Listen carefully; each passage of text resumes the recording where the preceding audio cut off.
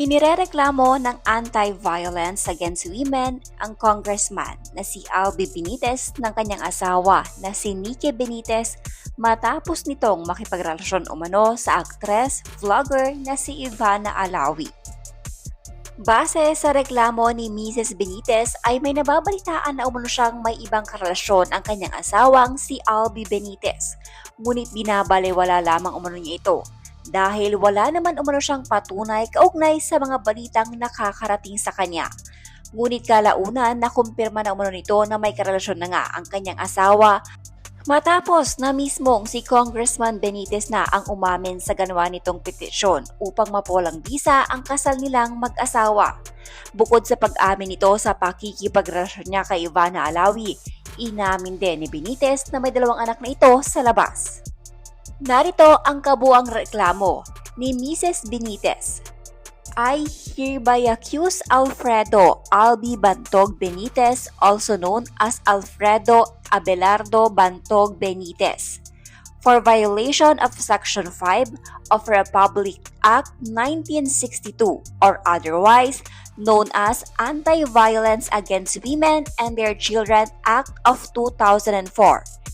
I was first introduced to the respondent in 1992 by my friend and now former brother-in-law, Manny Kabili, at the Euphoria Disco in Makati City.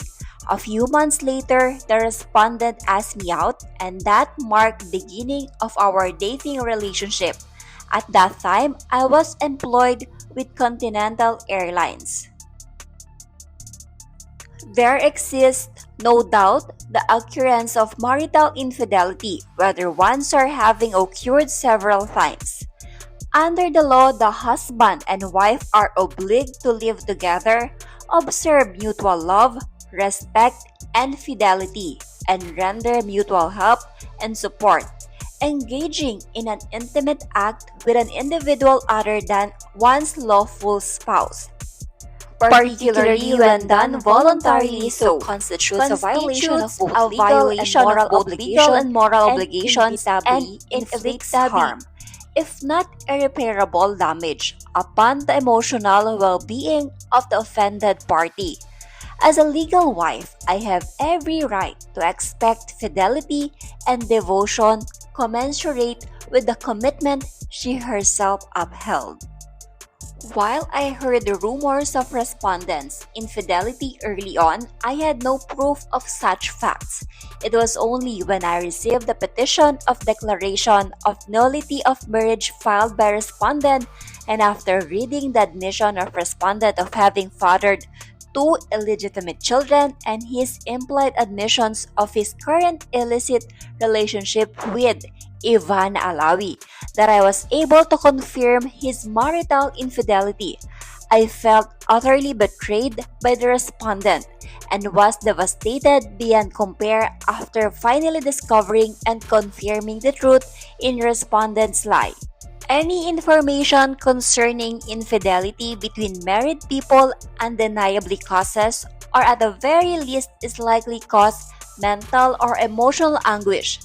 To assert otherwise would be to permit one spouse to engage.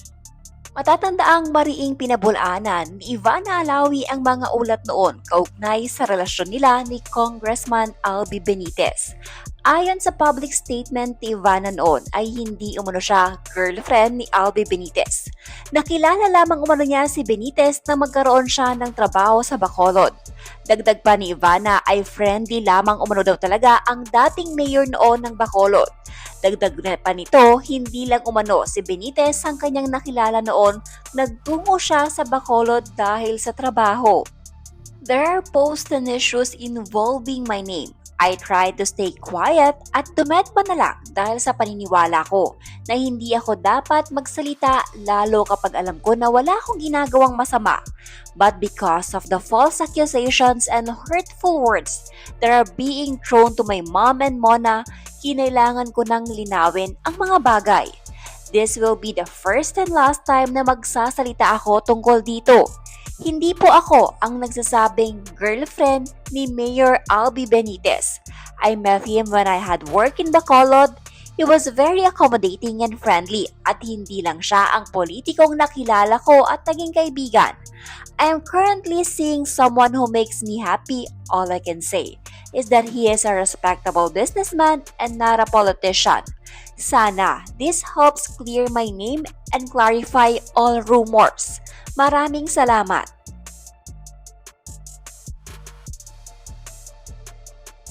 Matapos nito, naglabas din noon si Benitez ng statement na kung saan tinutukoy naman ang mga video at larawan nila ni Ivana Alawi na magkasama sa airport patungong ibang bansa. Ayon kay Benitez, purong business trip umano ang dahilan kung bakit siya lalabas ng bansa noong nakita silang magkasama ni Ivana Alawi. Nagkataon lamang umano ito na nandoon din ng actress-vlogger. Humingi din ng paumanhin si Benitez noon sa aktres at sa pamilya ni Ivana dahil sa eskandalong kinasasangkutan nito. I am fully aware of the video footage that has been circulating which unfortunately does not accurately explain why I was in Tokyo. I went there on a business trip as stated in my official travel order. Speculations involving Miss Ivana Alawi are untrue and only serve to put malice into what was clearly a chance encounter. I apologize to Miss Alawi and her family who have been unfairly dragged into issues concerning my private life. There is no truth to any and all the rumors spreading and I am setting the record straight to avoid further hurt and damage to them. Maraming salamat po.